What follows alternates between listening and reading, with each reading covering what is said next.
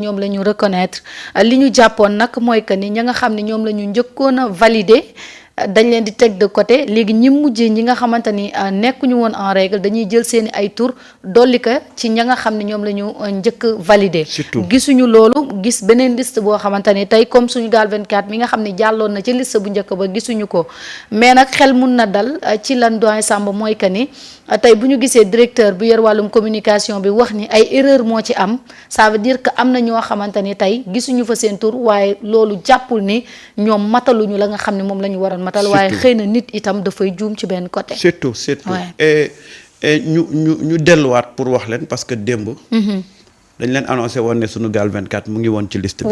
alors ñun logique bi ñu demee ba wax ko c'est très simple. bi ñu njëkkee def tri waaw. on était sur la liste. donc ñun dañu bokk ci liste bi donc on s'est dit. de façon naturelle que ñeneen ñi ñuy càmbar mooy ñi nekkul woon ci liste bi ñu njëkk a publier. waay merci ñoom la ñuy wax pour ñu matale su ko defee ñu rajouter ko mais ñun jàppoon nañ ne liste bi ñu njëkk a publier. comme ñu ngi ci amul beneen càmbar bu ñuy def. dëgg la alors on s'est dit que on était de facto on était sur la liste. alors après on nous a ci lañ gis ne liste bu ñu yoroon bu njëkk ba. ñun moom la ñu lire ci ngoon si nag ñu comprendre loo ñu ne. bon comme beaucoup d'internautes yi doon suivre liste bi que figuré wuñ ci liste bi nekkuñu ci liste bi quoi alors man j'ai interpellé Top comme toi tu as interpellé Top le directeur et que il a fourni toutes les pièces yi nga xam ne mooy wane ne Sunugal 24 mu ngi en règle wax dëgg fa yàlla il a fourni toutes les pièces yi nga xam ne wane na ne Sunugal mu ngi en règle am na sax yoo xam ne man personnellement envoyé na ma ko pour ma xool ko donc et quand il a interpellé les autorités les gens ont parlé d'omission mais en tout état de cause ce que je dis et je le répète on est dans un processus de régularisation il faut pas que les gens pensent que il y a une volonté manifeste de vouloir éliminer tel ou tel organe supposer que ñun tey ñu am benn manquement mais on va essayer de le rattraper. de le compléter. et on avance. parce que lii njeexital bi mooy na ñëpp nekk en règle.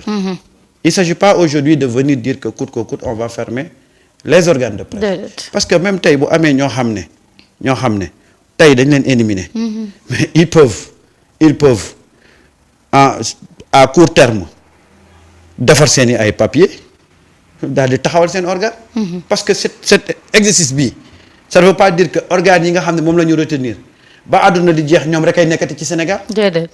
d'autres organes vont se créer yu bees danañ am bu boobaa dañuy ñëw rek tënku ci processus bi mais ce qui est important mooy on est dans une phase de régulation et quand on est dans une phase de régulation ça se passe toujours comme ça c'est un processus qui n'est pas encore terminé mais retenez une fois encore que ñun pour notre cas et d'après ce que le directeur m'a dit et m'a montré on est en situation régulière wax dëgg nekk nañ ci situation boo xam ne on ne devait pas ne pas figurer ci liste bi c'est bien heureux quand même que aujourd'hui ñu dégg sànq benn communiqué bu jógee ministère de la communication le directeur ci RFM la ko waxee voilà moom le directeur de la communication mu expliqué ne il y a des erreurs il y a des erreurs c'est des erreurs nag qu'il faut rectifier le plus rapidement possible mais ce que je demande une fois encore à tous les acteurs aussi bien au niveau du ministère de la communication qu'au niveau des médias que ñu garder la sérénité surtout il y a de ces erreurs nag en tant que ministère mun na ko bañ a commettre parce que quand même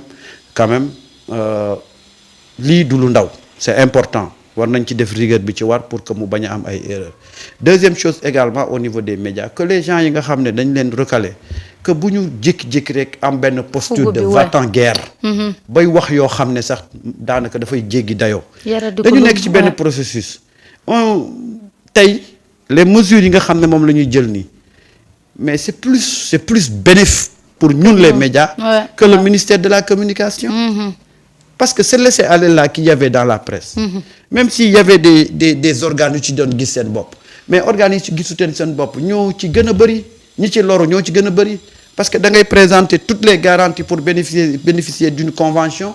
Mais ñu basé wu ci seen ligne éditoriale ñu bañ la jox convention. bañ la jox publicité bañ la boole ci yenn yi donc aujourd'hui si ñu nekk di defar le secteur que nit ñëpp jàpp ne. du question de règlement de compte du question de vouloir éliminer un organe c'est pas une question également de étouffer des organes de presse mais c'est juste que on veut assainir on veut que les organes de presse soient vraiment ay organes yoo xam ne dañuy jaar ci yoon parce que ñun ñoo ne jubal jubanti donc il faut que qu'on soit prêt à s'adapter à cette nouvelle situation-là. Mais je rappelle à nos chers internautes que jusqu'ici, nous, on parle d'omission à notre niveau.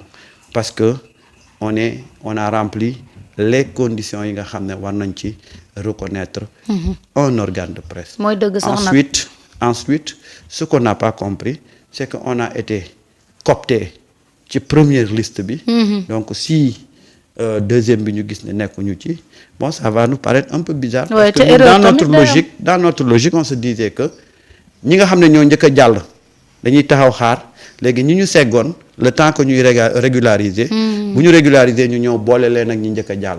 donc voilà un peu. jarul xataraayu jarul yu en fait ku ci nekk demal defi li nga xam ne moom la code de la presse wax mais mënuñu nekk aussi ci secteur boo xam ne on veut réguler ñëpp dañu war a nekk ci norme comme muy ñun Sunugal 24 muy keneen ak keneen ku ci nekk ci norme yi ñoom ñi yor wàllu communication nee nañu juumte dafa am ci seen côté génnee communiqué nañ leen ko nangul mais xam nga lu ma d'accordul doyen Samba yenn wax yi ci penc mi yenn xataraayu yi ba dem ba yow nga dépassé sax clivage bi ngay waxee muy presse bi jéggi yeneen wax non c'est-à-dire comme si benn règlement de compte nga am avec ces gens et puis on comprend rien en fait Marieta man je veux pas vouloir une chose et son contraire non tey bu Sénégal 24 nekkul ci dëgg Sunugal 24 bu nekkul ci dëgg fii laay toog ne ñun nekkuñ ci dëgg nañ dem jéem a nekk ci dëgg man yow xam nga ma